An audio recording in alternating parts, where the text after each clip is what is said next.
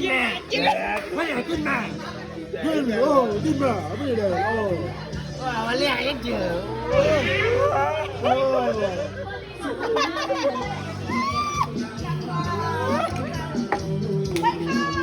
ตาใครเอาเลยเอาไปเร็วสิ เอาหนึ่งหักคอนดูคอนเข้า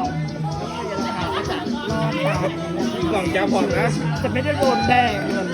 พี่เพื่อนเขานะคะความสวยเป็นพิเศษเห็นไหมคะ โอ้ยเมื่อยปะ ใช่ไหมที่เราน้องเสื้อดำก็จะได้แดดนะคะตอนนี้ที่เราก็เสื้อสีแดงเสื้อดำนี่แหละนี่เสื้อดำนี่แหละ แม่แม่เจ้า น่าดีเอาจะเป็นจิ้มตาเลยนะคะจิ้มตาบอดนะคะผมก็จิ้มตาบอด ว่าแดกอะไรเนี่ย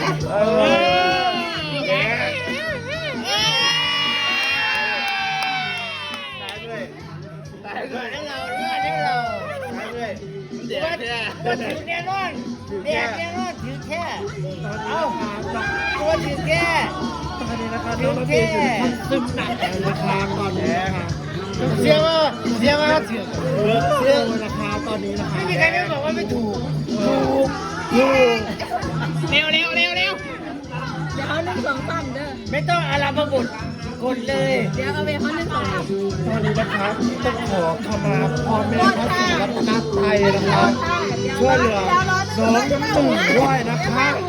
น้องจังจัง ว่าแล้ว เด็ก